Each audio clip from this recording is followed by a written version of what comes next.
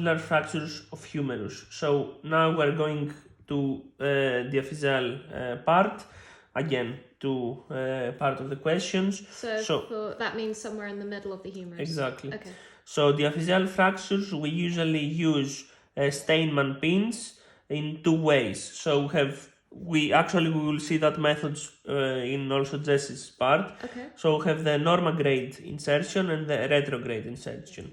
What's the difference? The difference is how we put the screws. Okay. So the normal grade will put the screw from the top, so we'll open a hole and we will just insert it like that. Okay, and you said before this was the bit at the top is the greater tubercle, so you'll put it through the greater tubercle Exactly. for the normal grade method. Yes, and Okay. you just press it down through the bone canal.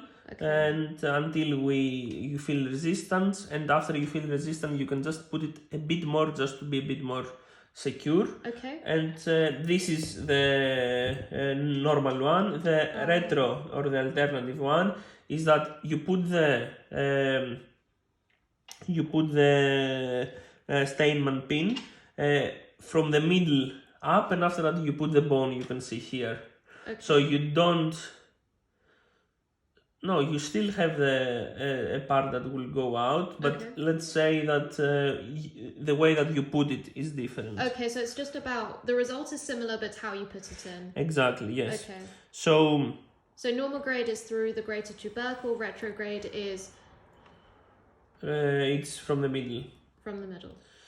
So putting generally these things doesn't mean that that's enough. We can also use screws, wires generally to better fixation. Then in more specifically, we're going to use the auxiliary fixation. Okay. That can be with different kind of things. You can see here like the wires here. You can have hemicirclades, interfragmented wires, lug screw.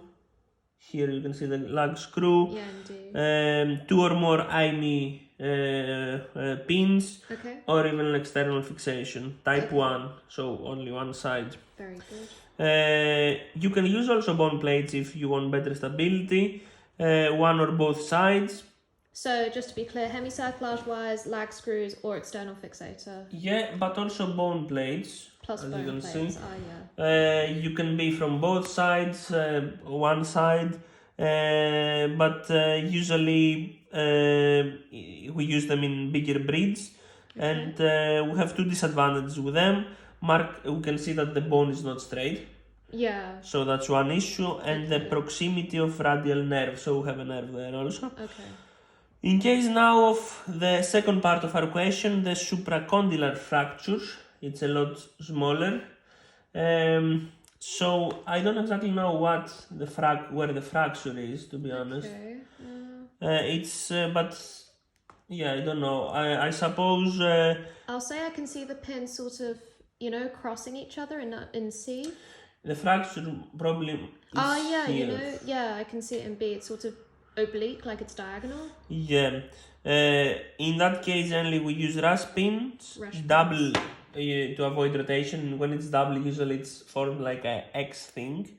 Okay. So to avoid any rotation, and the distal one usually is smaller than the medial because also the bone is smaller. Okay. So when we say the distal, I suppose we mean the left and the right.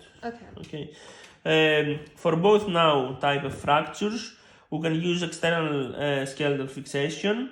It's useful generally. We have different kind of fixation we can use. Whoa. It can be unilateral, as you can see here. Generally, we use external fixation when the situation is so bad that we cannot use the bone for something stable. Okay.